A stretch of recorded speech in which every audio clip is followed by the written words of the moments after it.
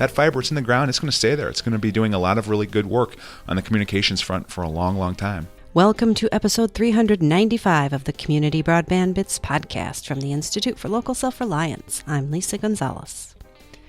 When Matt Schmit was a Minnesota state senator, he was one of the lawmakers instrumental in developing the state border-to-border broadband program. Other states that have since developed similar programs use the Minnesota program as a model. Now Matt has moved on to Illinois, where he's planning on continuing his work to bring broadband to more people in more regions of the state. Last year, Illinois firmed up plans to fund broadband infrastructure as part of their statewide infrastructure plans. Matt will be working diligently on implementing the program. In this conversation, Matt and Christopher sat down to talk about what the process was like for Matt in Minnesota and what drove him to pursue better broadband for rural areas. They discussed some of the challenges he faced and what challenges he may contend with in Illinois. Christopher and Matt also talk about Illinois' new funding approach and compare the program to Matt's work in Minnesota. Now here's Christopher talking with Matt Schmit, former Minnesota State Senator, who's now working to expand broadband in Illinois. Welcome to another episode of the Community Broadband Bits podcast. This is Christopher Mitchell with the Institute for Local Self-Reliance, coming to you from sunny St. Paul, Minnesota, and the first ever interview that I'm doing in my own personal studio / dining room. Welcome to the show, Matt Schmit. Christopher, it's great to join you. Well, Matt, I've been wanting to have this conversation for a long time. You're someone that I've known for a long time. I really respect in this area. I've done a lot of good work. Now you are we might break in the middle of this title for an ad break. Deputy Director of Illinois, the Department of Commerce and Economic Opportunity. That sounds right. Right. I sort of butchered it a little bit there, but you're the deputy director, which means you're like a vice president, effectively. Something like that. Yes. But what's important is that you're in charge of a really impressive program. Frankly, I think the most aggressive program we've seen from any state. If anyone wants to challenge me on that because New York spent more money, I'll just say I feel like you're actually taxing people to get your money. New York kind of got it for free through the bank fraud lawsuits. And so we've never seen any state raise any kind of money like this for that. Yeah, I mean, it's a really impressive and inspiring commitment that the state of Illinois has made to infrastructure generally. Last session, they invested $45 billion in their capital bill for infrastructure around Illinois, 420 of which is going towards broadband. And so I was watching afar from Minnesota, and that caught my attention. And I think the state of Illinois is poised to be a leader on how to do state broadband best. Right. So we're going to finish up our conversation on that. That's what we call a tease in the business, I guess. But $420 million, Matt's going to tell us how he's going to spend every last dime. But I want to start by asking you about a program that's near and dear to both of our hearts. And that is the Minnesota border-to-border broadband fund. You were essential in making that happen. And let me just say that, I feel like as we get into that, we should know we knew each other from grad school. We did. Yes. We've got stories. Right. Mostly of me. I don't want to pretend I was super studious, but I feel like I missed too many opportunities to watch Twins games with you. But we talked Twins every once in a while, right. So that was enough. Right. Some good years back then. So let's start at the beginning. You come into the Minnesota Senate as a young man from a rural part of the state, and you set a priority of broadband. How did that come to be? Yeah, so, I joke as I look back, and I knew enough to be dangerous. Thanks in part to our great work at the Humphrey School, and we had a telecommunications and broadband forum that I was a part of, an opportunity to do some consulting during the ARA era a decade back. So I knew enough, I think, to know what needed to be changed and where I think the opportunities were at the state level. Right, and you'd also attended the Broadband Communities events. Well, thank you very events. much. Yeah. I did that, yeah. You made an effort to educate yourself. Yeah, and so I knew it was an area that there was, I think, the right energy and investment percolating in Minnesota with, folks like the Blandin Foundation and others had done really important work. There had been past efforts to do more in broadband, and we knew that, with the surplus that the state was facing and the opportunity for some serious investment and in smart policy that paired with it, that we could make a difference. Was that 2014? So I ran in 2012. It was 2012. And I always say, Chris, I put 30,000 miles on my Jeep that I no longer drive. We knocked on tens of thousands of doors, 20 parades around southeastern Minnesota. And the issue of broadband came up a lot during the course of that campaign, but it wasn't something I ran on. And so I think, we take office in 2013. We were staring down actually a pretty serious budget deficit at the time. And so there were some big issues that the state had to address structurally. But a focus on infrastructure, and as our economy turned around and we started having some funding opportunities, well, that gave rise to a serious commitment to broadband. And one of the things that I felt like made a difference was a listening tour around the state. And so this is different from what you just mentioned where you were campaigning. You're in the office and then you decide to go and listen across the entire state of Minnesota to what people are saying. That's right. And so, turning back this clock here, 2013 was my first year in the Minnesota State Senate. And what we started out by doing is creating our Office of Broadband. We wanted a one-stop shop for all things broadband in state government, kind of tear down those silos that separate state agencies, and also serve as a resource for folks who are interested in improving their broadband from community to community around the state. And so we created the office in 2013. And then during the legislative interim that followed, we knew that we wanted to take additional steps on the broadband front. And so I don't know why I waited until December and January of 2013, 2014 to embark upon a 20-city listening tour around the state of Minnesota. We talk about how cold it is outside today. I remember vividly being in Park Rapids, Minnesota, in January of 2014, holding a kind of a listening session with community members. I think it was a Monday morning, and the schools had been closed by Governor Dayton because it was so cold. And my Jeep barely started up that morning. I had stayed at my grandparents' the night before in the good old town of Crosby, Ironton. Made it into Park Rapids, not knowing what to expect. We had over 50 people in the morning. Schools were closed on a frigid day in Minnesota, January, wanting to talk about broadband. And that's when I knew that this was an issue that folks really deeply cared about and wanted to make some traction on. And so, we had made several stops, 20 about, around the state leading up to the 2014 legislative session. And that roadshow, that listening tour gave us invaluable feedback on what communities were looking for. And the things that we took away from that is, it's a big state. The state should be a facilitator, not apply a one-size-fits-all approach to addressing the challenges. That the basic challenge was one of funding and market failure, and that we needed an infusion of state dollars to get the job done. And third, folks were tired of talking about it. They wanted action. And so I can't tell you how many times I shared that message with my colleagues in the Senate and other stakeholders. And unfortunately, I think the perfect storm, if you will, the right factors came together for us to get the job done that year. I sometimes think about this in relation to reading history and how conversations in the 19-teens about electrification, and imagine how people felt in the 1930s when it started being built to some of their farms. It's easy to read about that transition period. It's much harder to live in those 20 years, perhaps, while you're waiting for it to happen. Because I just think about people that I talked to last week who are really tired of hearing people talk about it. Well, exactly. I mean, it's a great reminder, all the work and the attention and the investment that's been made, there's still a lot of work left to be done. And arguably the hardest part is ahead of us. That last 5%, 10% in some cases is going to be the hardest for states to drive towards in terms of universal access and ubiquity. So at the time you're doing the listening tour, there's also, this is the major priority for an organization called, I think, the Partnership for Greater Minnesota Cities, or the Partnership for Greater Minnesota. There's also the Coalition of Greater Minnesota Cities. It's basically the smaller cities in the state, the cities that are just not a part of the Twin Cities Metro. They did a lot of editorials and op-eds and things like that. Business chambers were talking to elected officials about it. And so in some ways, I think at the time, those of us watching and even participating a little bit felt like, wow, there's so much attention on this. It has to go somewhere. Yeah, I mean, again, I'd referenced it earlier, the perfect storm. We had a lot of great contribution, and it was the Greater Minnesota Economic Development Partnership that was forming at the same time. And they had their own roadshow, so to speak, where they were engaging individual communities, I think selling the vision of collaborating over investments in Greater Minnesota rather than competing for scarce resources. And I think it was a great vision, and they pulled the members that they were talking to individually and also collectively. And the feedback they got is broadband was perhaps the number one issue in communities around the state that year, certainly a top 3 issue around the state. And so you look back and you really see an opportunity that congealed. We had the Office of Broadband that had been formed.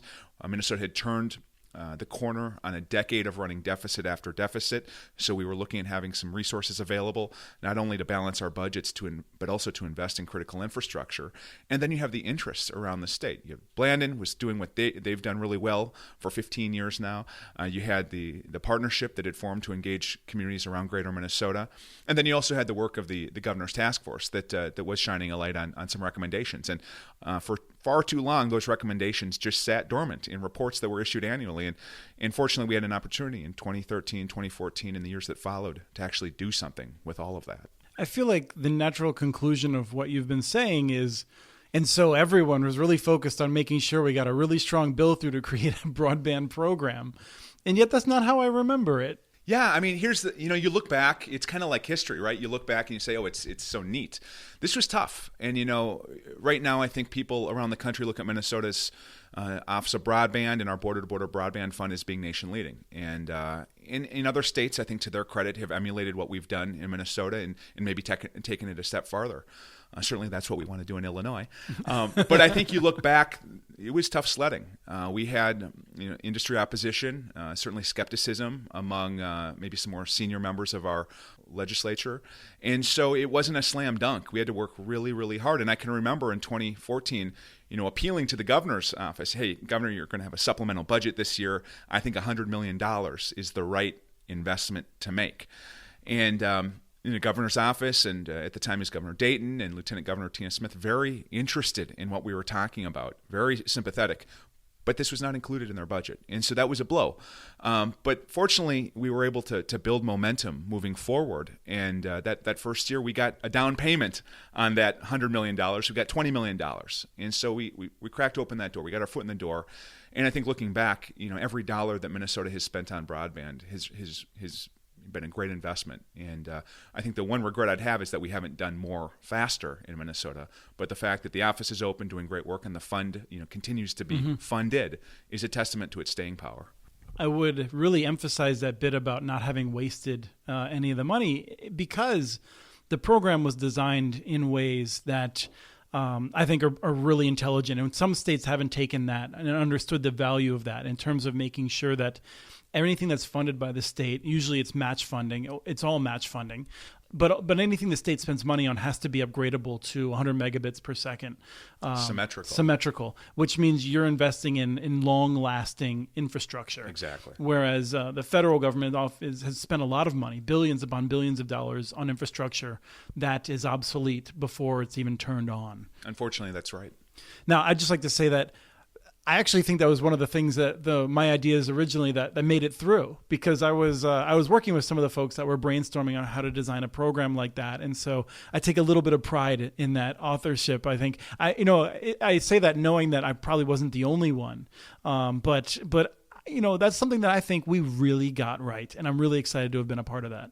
Yeah, I'll tell you, I think, it's great to look back, and so many are proud of the effort that we put forth in Minnesota, and I think that's great. I can remember, trying to put together a bill and put the ideas that we were thinking on paper, and having great, Senate counsel, for instance, who write the bills, who do incredibly good work, looking at me and saying, Matt, what are you trying to do here? This hasn't been done before. And so it was a lot of fun, kind of inventing something new from scratch, and not emulating another state, but rather saying, hey, if a state's going to get into this, what should we do? What sorts of things should we expect of applicants? What kind of a technology should we be investing in? What sorts of expectations do we have for long-term return on investment? And so that's something that, I really point to. I think the scalability requirements, the fact that we want to engage providers and partnerships and communities around the state. Those are the sorts of things I think are a hallmark of a successful program. We're not picking winners and losers necessarily, but we're saying if the state's going to invest money, it's got to be serving our communities and end users well into the future. And the program is open to all. Very few municipalities have even applied, right. Which I think was one of the concerns of the small telephone companies originally. And the small telephone companies were, in fact, I think, quite skeptical, and now are probably one of the bigger defenders of the program. Yeah, I mean, I think there was certainly a lot of skepticism among the provider community. Is this going to, be focused on competition? Is this going to be upending the apple cart? Is there going to be an opportunity Heaven for us? forbid it focus on competition. Yeah. And so that's a piece that I would say you look back, we didn't take that issue on head on. We didn't have a conversation about competition in Minnesota, and I think a lot of folks around the country are interested in that conversation.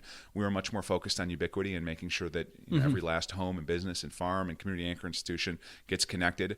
Minnesota's not there yet. We've got some work to do, but hopefully, we're poised to get there within the down of a decade of such investment. Well, this is where you can give me a hard time on this, Matt, because I think one of the challenges that we've seen since then is by not taking on competition, we left the population centers in rural regions behind because they don't qualify. And so for years, they haven't lobbied to support the fund. To me, and this is we have had podcasts talking about these policy issues. I'm not saying it's obvious that you pick one way or a different way for dealing with how to deal with areas that already have basic broadband connections. But as I remember it, Comcast was one of the biggest lobbyists on the bill, and they were never going to expand in rural areas. They were never going to apply for a grant. Yeah, and so I think, I respect a lot of the interests that were part of the conversation. I think if you look at how broadband is provided and how folks, connect with the internet, it's diverse, it's complicated. It's not one kind of provider. It's a lot of different providers offering different service. And I think that's great. I think it's good that folks have choice and there are complementary services. And the thing that we always kept coming back to is the need for making smart investments that truly would stand the test of time. And so I think if you look at the reactions that folks have had, I think a lot of the fear and the skepticism, did not prove out. That I think the approach that Minnesota embarked upon was very constructive and has helped a lot of communities and has helped a lot of providers, get to areas that they otherwise could not. And so I think if you look at the regrets, I think you want to make sure that a community that knows it's got to do better on the broadband front has a path forward, and give them opportunities for partnership, for leveraging funding, for making a vision that truly is rooted in reality in terms of being competitive in the 21st century, giving that vision a path forward. And so I think that that's something that, if I were to look back and say Minnesota could do more of, is just making sure that we're not just striving towards basic ubiquity, but that we are putting our communities and our home-based businesses and our school children in a position to compete truly in the 21st century. And I think that's something that I think we should always take a look at. Is what we have good enough, not only for now, but for the years ahead? So let's talk about the politics of that moment again. I want to come back to that because we kind of glossed over that, didn't we? We did, and I made a mental note. I know that this is something that I appreciate that I don't want to put you on the spot. It can be hard to talk about things that you know about, in part because of closed room meetings and seeing what's going on. And you don't want to say negative things about people who are also doing good things in your eyes. I'm glad that you're out of state now. Thanks.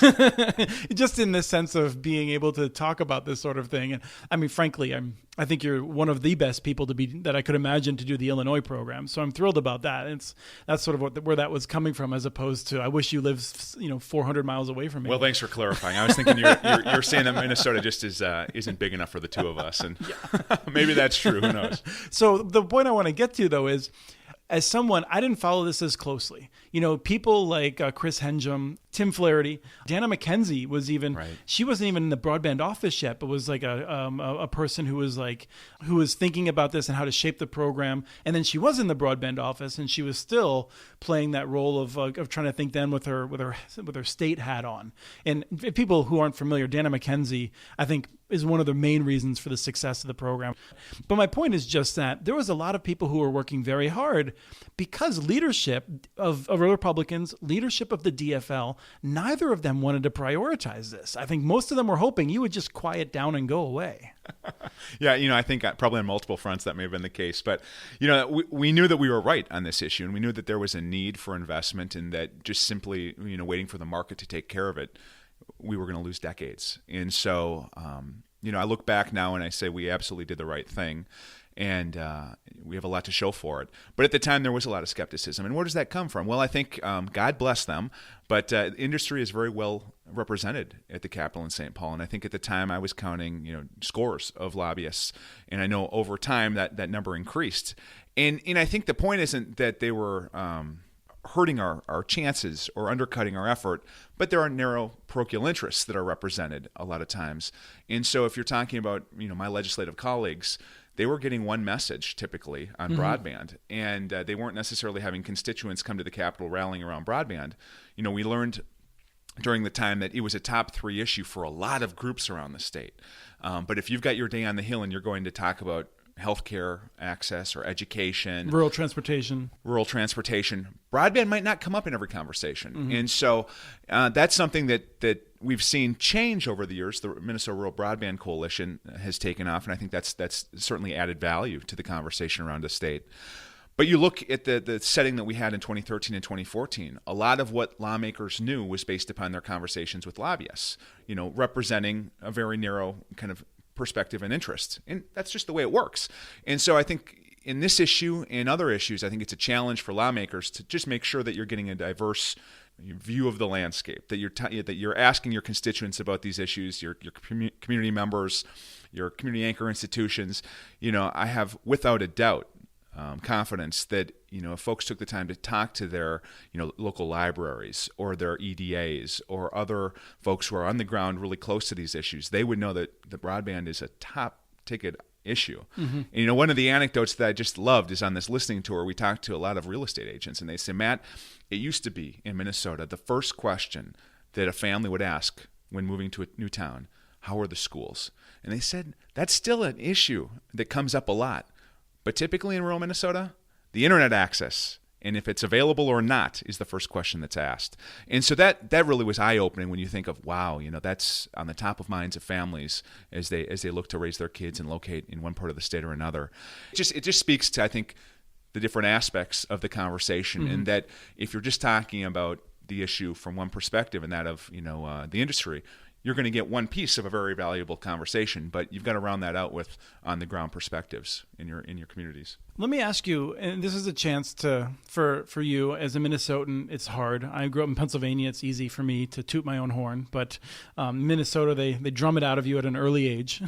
So let me ask you, is there something that you and then Representative Simonson, now Senator Simonson, did to make sure that this would happen, despite the fact that it was really the two of you against leadership? It's a really interesting dynamic. And so you look back, now Senator Eric Simonson from Duluth, he was a fresh face at the Capitol, a representative representing Duluth at the time in the House. And so he and I carried the bill in 2014 for the infrastructure funding, basically our border-to-border broadband bill. And we had a number of co-authors, and all of those folks really helped us out. But it was difficult to get our legislative leadership to rally behind this. And I have to look back, and I have to give a lot of credit to the House DFL leadership at the time. And I think that the leaders that were in place were instrumental in making sure that this happened, because I think that there was a lot of energy coming out of the House committee hearings throughout the course of the 2014 session. And so a lot of credit goes to I think the House leadership.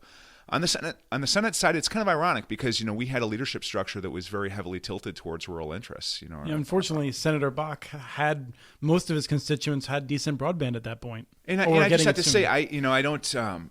This isn't a criticism at all. I think it's really kind of an information issue, and and I think understanding where the challenges are and what industry is capable of, and where investments are going, and I think that stood in the way. And perhaps there was an element of a young ish senator coming in and saying, hey, we're gonna go on a statewide listening tour. I'm not running for statewide office, believe me, that's never happening. But the point was, we want to get these stories. These anecdotes are so powerful, and that's why we went around the state and talked about the issue. And we had a lot of our legislative colleagues join us, and so it wasn't just me on a roadshow, but it was me and the local senator or representative of a given area. And so you start that conversation that was so meaningful in the moment, but also it's something that you hearkened back to in the legislative session that followed. Yeah, I think Senator Bach wanted you to do more listening. Yeah, perhaps so. And I tried. So I don't criticize anybody. I think a lot of it comes down to competing priorities in a large caucus with senior members, perhaps a little information asymmetry. You had kind of the red herrings of, 5G is coming, it's going to solve all our problems. Well, this is 7 years ago, folks. No, actually, I think I mean, now we do 5G. I think the 4G was the line right. of the day. Yeah. Exactly. Yeah, because 4G was still being rolled out to rural areas at that time. You're exactly right. And so I think the point is, all these different investments in technology, in my view, they complement each other, and we should never say, one versus the other. But if the state's going to invest in something, it's got to stand the test of time. It's going to be a long-term investment. And I'm really proud that that's the tack that we took. And I think if you look at, the map of Minnesota, we're filling that in. And it's really great to see the progress that's been made. I think my main regret, if there was to be one here is on the funding side, is that we weren't able to get significant, serious funding up front. And we weren't able to give communities and providers a chance to plan into the future. Yeah, I was just going to say that. That's a big issue. That's what you can do now, and that's what's so exciting. I feel like, and this is where I had so many conversations in recent years, because we have these in Minnesota. We have these things called $billion surpluses. A long time running. Yeah. Other states aren't familiar with that. So, I mean, especially our lovely state to the east, Wisconsin, for instance. Yes. The reason I bring that up is that I've long said, if we really want to get the most out of this program, we would set aside, like maybe 4 years worth of funding, so people would have a sense of how to plan. Local companies, I mean, the co-ops that have really made the difference, the telephone cooperatives in Minnesota of expanding access, and I don't want to say anything to denigrate the role of the local telephone companies, but I feel like Minnesota's telephone co-ops, a few of them have really been the leaders of expanding to new areas of rural Minnesota. They can only expand so much per year. I mean, they're small firms. And so the answer I'd always get back, though, was, well, we can't commit future spending to, the next legislature to put that money in there. And I'm like, no, put that money in there now. Right. We have it. You can spend it now and have it dispersed later, but it doesn't catch on with people. Yeah, and I think that's really unfortunate because, I look at a lot of public policy through the lens of a small business or even a family sitting around a kitchen table, not unlike the one that we're around right here. It's a beautiful table. It is a beautiful table, and thank you, Christopher, for welcoming me into your home here today. But I think the whole idea here is you want to be able to plan, into the future. 3 to 5 years is ideal for a small business to understand what's coming down the pike, what sorts of resources you're going to have available, and how you might phase projects. So in Minnesota, you could only get $5 million at a crack, but if you knew that you were going to be able to go back and have a second or third phase to a project, you could do something pretty ambitious and incredible. And we never gave applicants that opportunity because we always funded it 1 year at a time. And that's just really regrettable because I think we knew this was going to be a valuable program and we knew that the need was out there. And especially after that first year, we knew we were getting great applications and that, great deployments were going to result from it. And so it's too bad that support for that didn't galvanize. If you're going to do $20-30 million a year, that's okay. But I think giving folks a chance to plan is helpful. And I know that there have been some changes. I think last year it was a 2-year appropriation. I think a lot of folks would have liked to have seen more, probably a lot more. But the point is, it's a step in the right direction on the planning side of things. But I think if we're going to truly solve our challenge, meet our goals, achieve ubiquitous access around the state, significant investment's going to need to be made, and it's going to have to be sustained over a period of time. And to give folks a chance to best utilize that, give them a chance to plan. And that would be my advice. So wrapping up... Not that you're asking for it. I am. Wrapping up Minnesota, though, you mentioned a couple of times disappointments. What would you say? I named my favorite part of the Minnesota bill, what I think is the most fiscally responsible approach, which is this long-term, you have to invest in long-term assets. What do you think is the most important thing that really came out of this, the border-to-border fund? That's exactly it. I mean, I think we can talk a lot about speed goals and we can talk a lot about areas that qualify for funding. And I think that there is a piece here about, making sure that deployments are made in a way that, is efficient and makes, sense from an economy of scale standpoint. And we're not just kind of carving up the map to the areas of the greatest need, but rather we're giving providers and applicants a chance to make truly ambitious investments that are going to change communities or regions. But outside of that, I think the point here is that we are demanding that any state investment is going to be truly scalable.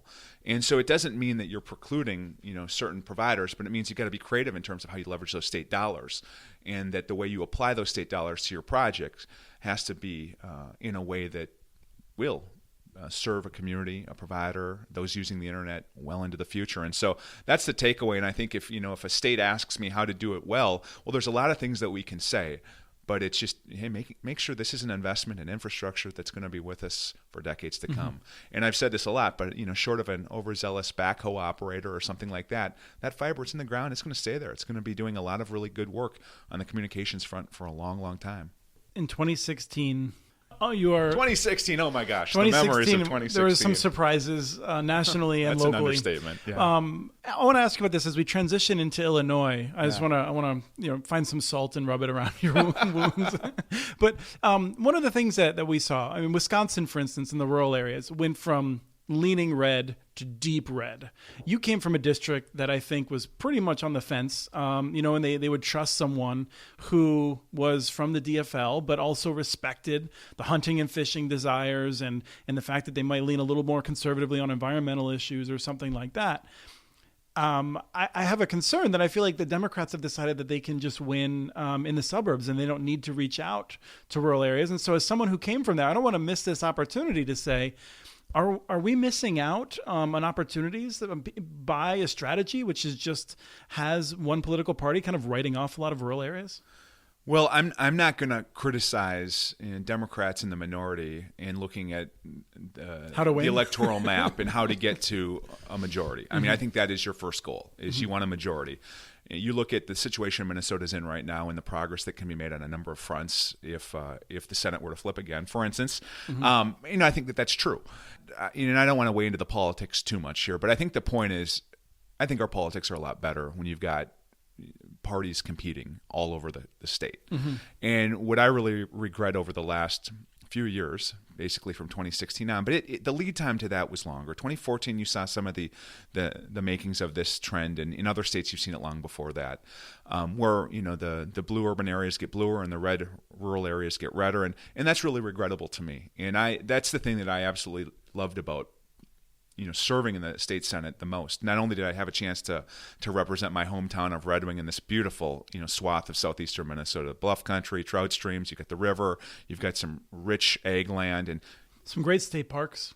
Incredible state parks, folks. I think some of the best in Minnesota are down there. And you've got these communities that you just know. The best bakery in Minnesota. Oh, geez, don't get me started. But the point I'm making here is you've got these communities that if you make smart investments in infrastructure, you open opportunities for telecommuting, that they're going to thrive. And if you can attract young families to these communities, this is a shout out to southeastern Minnesota. I'm sorry, folks. It's a great place to live. And I think the biggest challenge they have is, or vacation, come down, spend your money. It's a great place. And I think investments in infrastructure and in placemaking will make those communities vibrant. And it's not only true in southeastern Minnesota, it's true throughout rural Minnesota and throughout rural America. But if we're not making the investments in the critical infrastructure you need to live where you want to live and do what you want from a career perspective, there's big chunks of our country and our state that are going to be left behind. And so that's why, I don't want to overstate the broadband calling, but it's a big deal. And I think and this is where we're at. Every decade that we take off, we are hurting rural communities. And so when you look at the approach that the federal government's taking, let's not be victims of our modest expectations. Our rural communities deserve the same level of broadband access that our urban communities have. I think, and I don't want to spend too much time on this because... But you're getting me going here, Christopher. This is an issue I'm passionate about. And I agree with you, and I think you're making a point that I really want to emphasize, because this is my concern of why I want to talk politics ever so briefly with you. Oh, God, yeah, we're opening a door here. You have an administration right now in power, which rural America put into power, and they are delivering poor policy for rural America, in my opinion, on broadband, which I'm pretty qualified to judge. And I would say similarly, I live in a city that is going to vote blue. We're going to have a blue city council. We're going to have a blue mayor. I live next to another city that's like that. And one-party towns are not well-governed towns generally. I mean, there's merits to who's in and whatnot, but like fundamentally, like you said, we want some competition there. And so that's why I want to bring it up. I know that people listen to the show a variety of politics. Fundamentally, I would think that even if we can disagree on everything else, we should agree that people should be fighting for your vote and actually be afraid they might lose their seat. You know, I knew that you were going to bring up the idea of competition. I didn't understand that's where it was going to lead us today. But, you know, I think there's a great point there. And maybe fodder for a future podcast or a podcast series. But I think, you know, again, you look at the challenges our country, you know, is facing, the disconnect between culture and geography and our politics. And, you know, this is one of those issues that folks on both sides of the aisle could rally around, despite, you know, the noise that was surrounding the policy making. Mm-hmm. And it's true, it should be true in every state around the country and at the federal level too. And so I hope that we're able to dismiss, you know, pressures from different corners and focus on sound policy that, you know, this is going to sound naive, that does bring us together, that makes sound investments for the future and positions communities around the state, whether it's Minnesota or Illinois or anywhere in between or surrounding, to compete in the 21st century. And so that's what's been inspiring about this work. I didn't go into it thinking I'm going to spend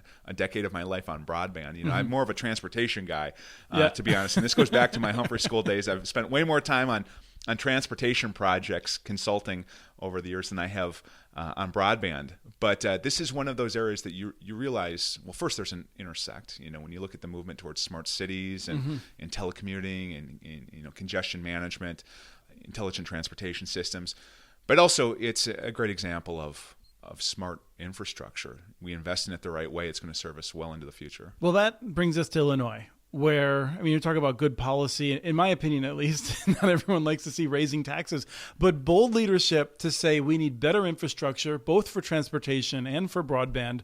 We're going to raise the gas tax. We're going to raise all of this money, and we're going to spend it. It's fascinating to me, and it's worth, I think, for people to know. So the legislature moved forward, and they put this on a referendum, and then the people of Illinois validated that, right? I look at what happened in Illinois in 2019, and I'm just awestruck. They approached the session with an overarching value of equity in trying to produce equitable outcomes in various aspects of state government. And so that really appeals to me, I think, in this point in our economy and in our political lives. And so I think it's a really important emphasis to put on it. But the investment infrastructure loan, $45 billion, it sets a tone that, you know, they're serious about making investments in the future. And I look at what Illinois accomplished in one short session. And as a proud Minnesotan, this pains me because, you know, I love my Vikings, I love my Twins. I will always be a proud Minnesotan. But I think they accomplished, in many cases, what we've been fighting for a decade in Minnesota on a number of fronts. And so it's great to see that level of effort. And in my hope is that we get it right on the broadband front and other aspects of our infrastructure investment and elsewhere. And so the challenge is on. You know, you've got this great opportunity to demonstrate, in this case, you know, how state broadband investment can be done right, how smart policy can result in good outcomes. And so we're kind of at the cusp right now of getting this right. And so you'll have to wish us well. So another bridge to Minnesota, which is quite the double entendre, is that when you were doing this, when you were working on this bill in Minnesota, I felt like one of the pieces of resistance we felt from Minnesota's smaller family independent telcos was that they felt like it was an insult that we were saying DSL wasn't good enough. And I think that that's changed. This is one of the things that I think is really gives me a lot of hope for Minnesota is that we see almost all those independent telcos now recognizing that they need to be investing in these higher quality, higher throughput networks. And your conversations in Illinois, I'm sure everyone's beating down your door to talk to you and to give you a sense of what's important. I'm hoping that you're hearing from people that they're all agreed that we need these very high capacity networks. Yeah, you know, so nobody's been beating down my door like this podcaster from St. Paul, Minnesota has been. But I mean, that's the point here. You want to get it right, and you want to balance interests, and you want everyone to feel as though they've got a stake in this, and they can be better off for it.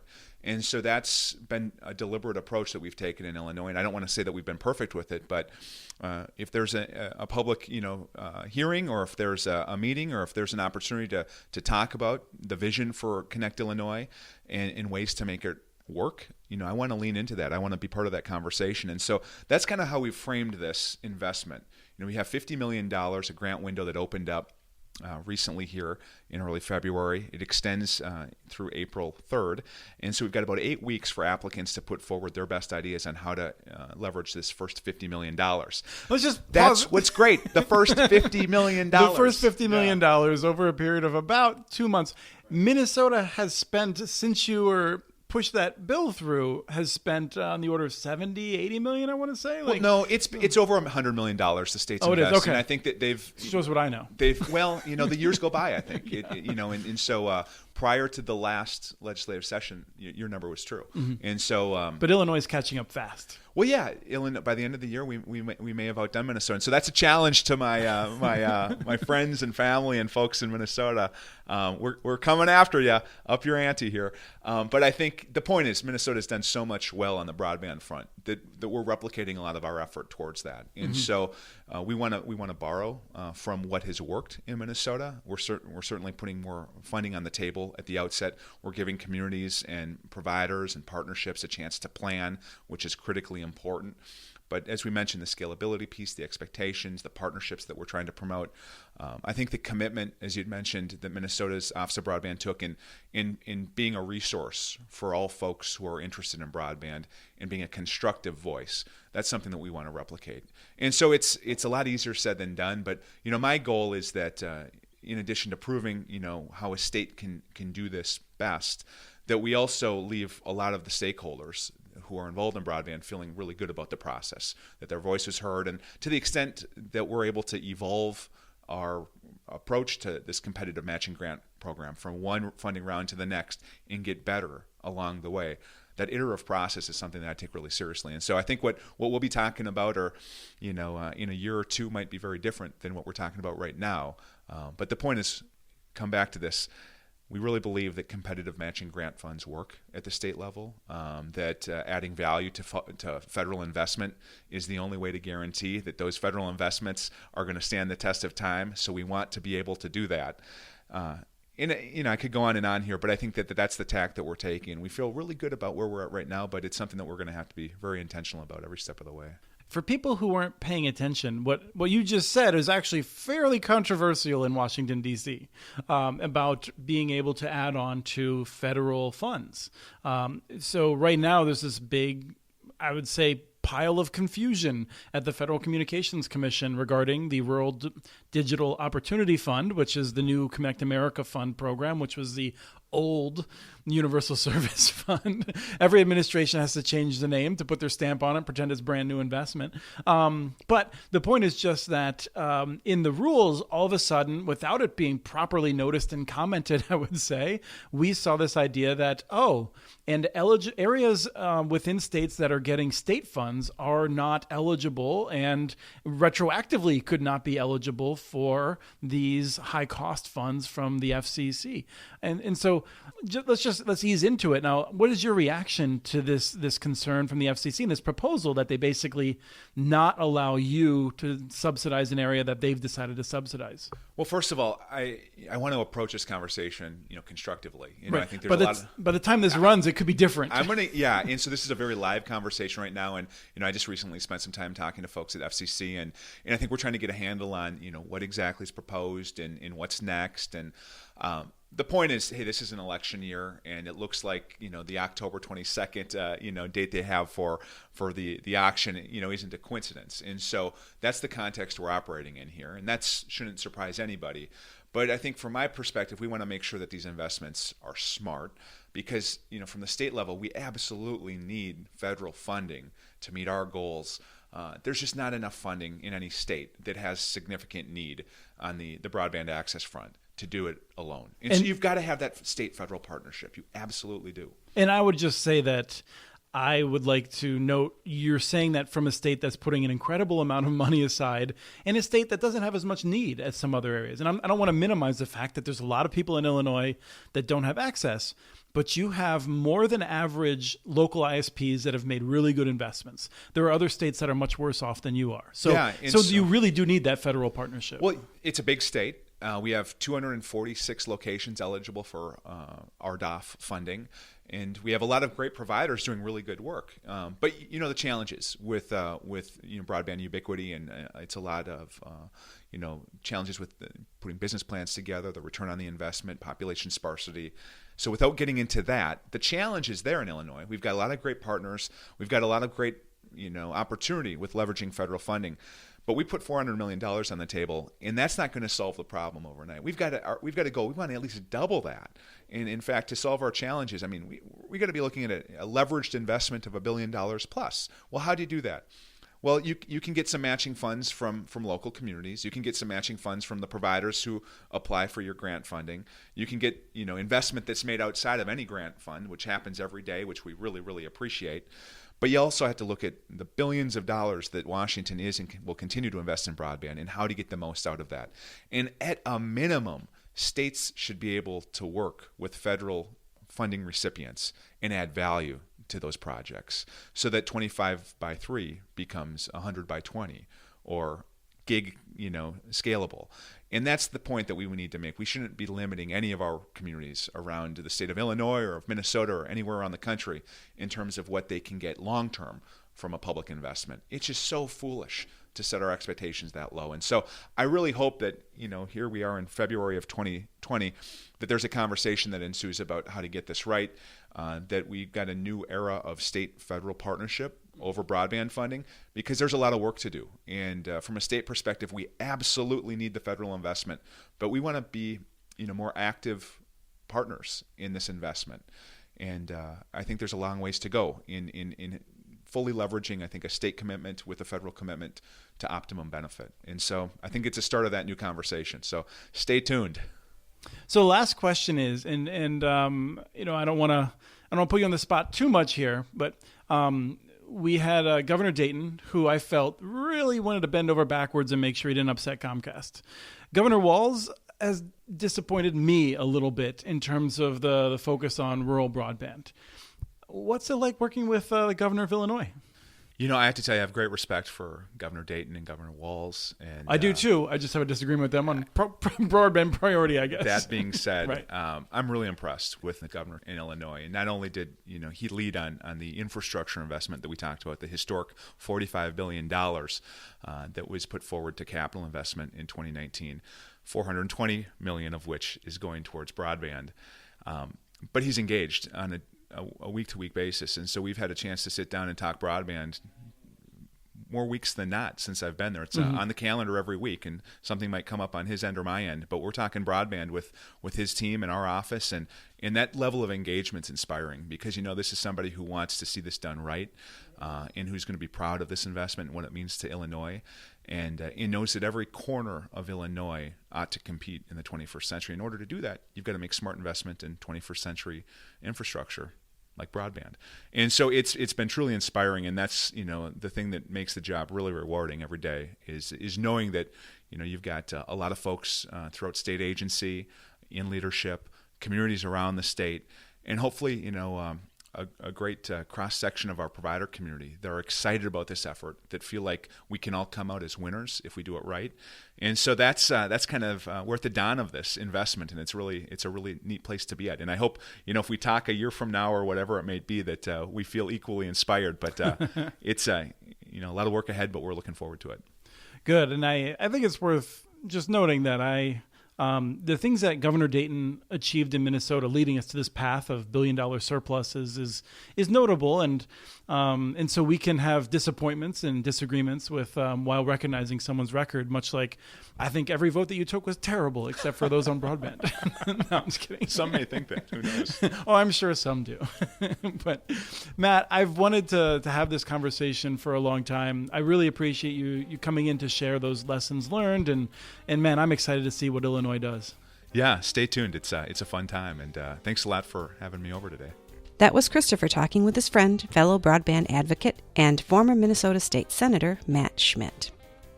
We have transcripts for this and other podcasts available at muninetworks.org/broadbandbits. Email us at podcast@muninetworks.org with your ideas for the show. Follow Chris on Twitter. His handle is @CommunityNets. Follow muninetworks.org stories on Twitter. The handle is @muninetworks. Subscribe to this podcast and the other podcasts from ILSR, Building Local Power, and the Local Energy Rules podcast. You can access them anywhere you get your podcasts. You can catch the latest important research from all of our initiatives if you subscribe to our monthly newsletter at ilsr.org. While you're there, please take a moment to donate. Your support in any amount helps keep us going. Thank you to Arnie Huseby for the song Warm Duck Shuffle, licensed through Creative Commons, and thank you for listening. This was episode 395 of the Community Broadband Bits podcast.